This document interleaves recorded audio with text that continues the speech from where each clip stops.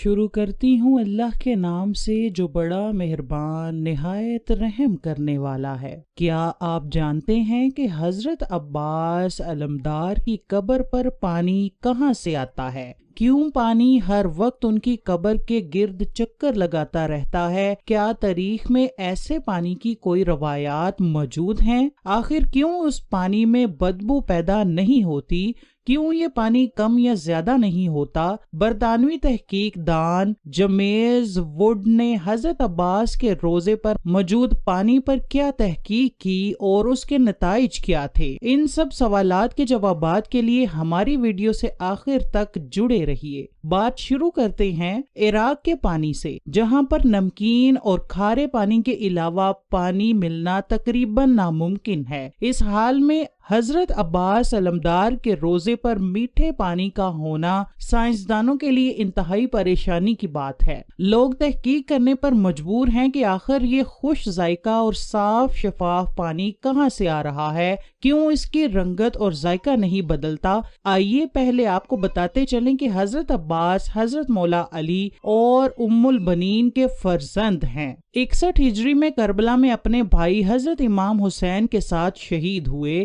حضرت امام حسین کے حکم پر آپ پانی لینے کے لیے الکما نہر پر گئے اور بڑی بہادری سے نہر سے پانی بھرا، لیکن وہاں پر ہی عمر بن سعد کے سپاہیوں نے انہیں شہید کر دیا۔ آپ کو اسی مقام پر دفن کر دیا گیا جہاں شہادت ہوئی۔ پھر وہاں ہی حرم حضرت عباس تعمیر کیا گیا۔ کہا جاتا ہے کہ وہی پانی جو آپ نہر الکما سے لینے گئے تھے لیکن خیموں تک نہ پہنچا سکے، اب بھی اسی نسبت سے پانی آپ کے روضے میں موجود رہتا ہے۔ کربلا کے میدان میں شدید پیاس کے باوجود بھی حضرت عباس علیہ السلام نے پانی پر قبضہ کرنے کے بعد اپنے آقا حضرت امام حسین علیہ السلام اور ان کے اہل و عیال کی پیاس کو مد نظر رکھتے ہوئے پانی نہیں پیا تھا، لہٰذا پانی خود ہی حضرت عباس علیہ السلام کے پاس چل کر آ گیا ہے۔ ویڈیو میں آگے بڑھنے سے پہلے آپ کا سرداب کے بارے میں جاننا بے حد ضروری ہے۔ حضرت عباس کے روضہ مبارک کا اہم حصہ سرداب ہے، جہاں ان کی حقیقی قبر مبارک موجود ہے۔ یہ سرداب 7ویں صدی ہجری میں تعمیر کیا گیا تھا۔ سرداب کی دیواریں انتہائی موٹی اور چوڑی بنائی گئی ہیں۔ اس میں بہت سی گیلریاں اور تنگ راستے ہیں۔ اس کے تقریباً درمیان میں زمین میں ایک لوہے کا دروازہ ہے۔ یہ دروازہ اس راستے پر کھلتا ہے جو سرداب کی طرف جاتا ہے۔ یہ راستہ 8 سیڑھیوں پر مشتمل ہے اور 8 سیڑھیوں کے بعد سرداب کا فرش شروع ہو جاتا ہے۔ سرداب والی گیلری میں بعض جگہ قبریں بھی ہیں اور گیلری کی دیوار جو کہ حضرت عباس علیہ السلام قبر اقدس کے قریب ہے، اس میں محراب نما طاق بنے ہوئے ہیں۔ سرداب میں بنے ہوئے محراب نما طاقوں کی تعداد 13 ہے اور یہ سب پیمائش میں ایک دوسرے سے مختلف ہیں۔ حضرت شیخ علیم عباس جن کی عمر اب 76 سال ہے، وہ پچھلے 36 سال سے حضرت عباس علمدار کے روضے پر خادم اعلیٰ رہے ہیں۔ انہوں نے اپنی کتاب روضۃ ابو الفضل میں لکھا ہے کہ پہلے سرداب میں یہ پانی چشموں کی صورت میں بہتا تھا، یعنی ایک طرف سے آ کر دوسری طرف چلا جاتا تھا اور 400 سال تک ایسے ہی رہا۔ اس کے بعد پانی ٹھہر سا گیا اور کبھی کبھی حرکت کرتا ہے۔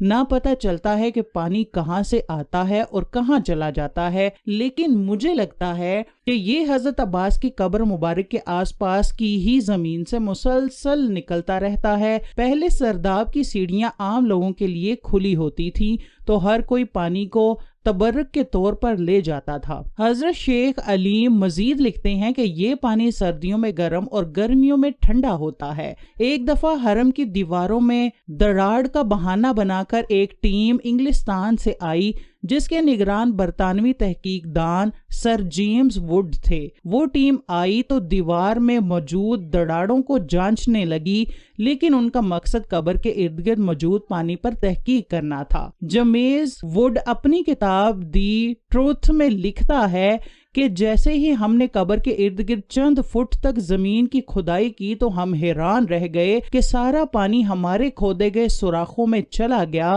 ہم حیران تھے کہ پانی جاتا ہوا تو نظر آ رہا ہے لیکن نکل کہاں سے رہا ہے اور ہم نہ جان سکے۔ لیکن ایک بات تو طے ہے کہ وہ پانی کوئی عام نہیں ہے اور نہ وہاں کوئی چشمہ ہے، وہ پانی کرشماتی ہے۔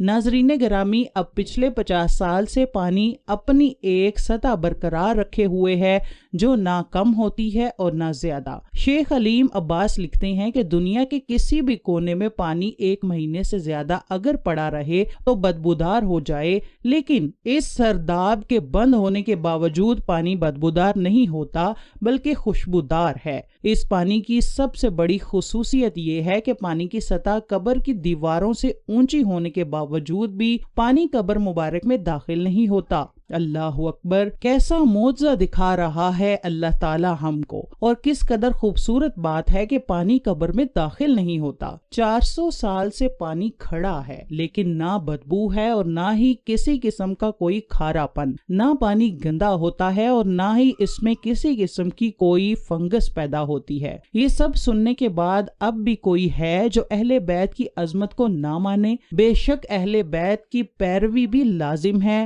وہ برحق بھی ہیں۔ اے اللہ پاک، ہمیں اپنے پیارے حبیب کے صدقے سے سب کو حضرت عباس کے روزے پر گھومتے پانی کی زیارت نصیب فرما دے۔ آمین لکھنا مت بھولیے گا، نہ جانے کس کی آمین سے ہم سب کی دعائیں قبول ہو جائیں۔ اے اللہ پاک، ہمارے پیارے حبیب کے صدقے سے ہم سب کو حضرت عباس کے روزے پر گھومتے پانی کی زیارت نصیب فرما۔ آمین ثم آمین۔